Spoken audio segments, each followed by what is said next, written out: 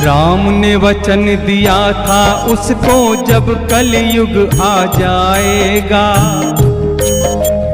मेरा अवतरण कल की रूप में तब पहचाना जाएगा। राम ने वचन दिया था उसको जब कलयुग आ जाएगा, मेरा अवतरण कल की रूप में तब पहचाना जाएगा। तब तुम संग रहोगी मेरे, तब तुम संग रहोगी मेरे बन के प्राणाधार। कब आएंगे श्री कल की कर दुष्टों का संहार, कब आएंगे श्री कल की कर दुष्टों का संहार। हे मनुष्य, मैं माँ हूँ, वैष्णवी माँ। मुझको लोग वैष्णवी माता कहकर पुकारते हैं। हे मनुष्य, तुम कितना मूर्ख हो कि ईश्वर के साथ जीना छोड़कर संसार में जीने की इच्छा रखते हो। क्या कोई ईश्वर को छोड़कर जीवित रह सकता है? क्या कोई डाल पेड़ से अलग रहकर हरा भरा रह सकता है?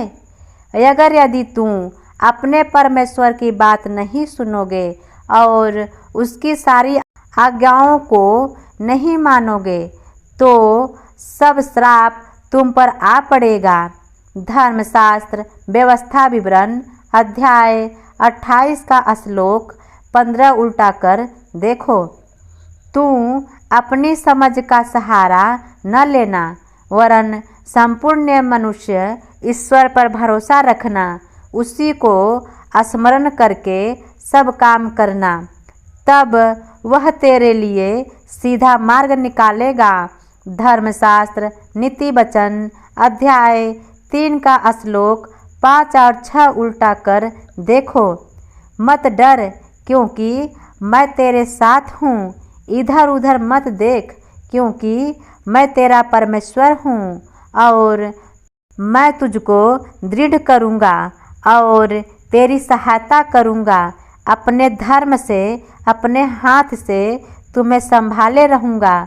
धर्मशास्त्र यशाया अध्याय 41 का श्लोक 10 उल्टा कर देखो। स्वर्गदूत ने उसके पास भीतर आकर के कहा कि आनंद और जय तेरी हो, जिस पर ईश्वर का अनुग्रह हुआ है। ईश्वर तेरे साथ है। लूका अध्याय 1 का श्लोक 28 उल्टा कर देखो। जो दुष्ट होकर चिकनी चपड़ी बातें करेंगे उनको वह भक्तहीन कर देगा, परंतु जो लोग अपने परमेश्वर का ज्ञान रखेंगे वे या बांध कर बड़े काम करेंगे। धर्मशास्त्र दानियल अध्याय 11 का श्लोक 32 उल्टा कर देखो। हे मनुष्य, सावधान, ईश्वर का विद्रोही मत बनो, बल्कि ईश्वर का कहना मानो।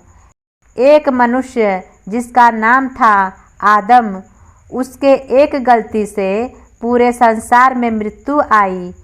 क्या आपको मालूम है कि आदम ने क्या गलती किया था? आदम ने ईश्वर का कहना नहीं माना, उसने शैतान का कहना मान लिया था। बस यही वह एक गलती किया था जिसके चलते इस पृथ्वी पर, इस संसार में मृत्यु आई और आज तक सबको मरना पड़ रहा है। अगर यदि आज तुम फिर दोबारा वही आदम वाला गलती दोहराओगे और ईश्वर का कहना नहीं मानोगे, ईश्वर के विरुद्ध काम करोगे, तो तुम अपने लिए तथा अपने परिवार के लोगों के लिए मृत्यु को लाओगे। अगर यदि तुम ईश्वर का कहना नहीं मानोगे, ईश्वर के विरुद्ध काम करोगे, ईश्वर का अवहेलना करोगे, मैं तुमसे सच कहती हूँ, तुम अपने लिए तथा अपने परिवार के लोगों के लिए मृत्यु को लाओगे। तब तक ईश्वर तुमसे विवाद करते रहेंगे।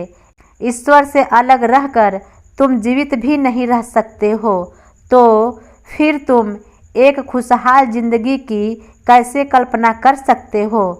ईश्वर कोई मनुष्य नहीं है कि वह बात बदले और तुमसे हमेशा विवाद करता रहे। इसीलिए सावधान, ईश्वर के मार्ग पर चलो, ईश्वर का कहना मानो, ईश्वर के हर नियम पर चलो और ईश्वर को इबादत करो, तभी तुम सुरक्षित रह सकते हो और अपने परिवार के सभी लोगों को सुरक्षित रख सकते हो।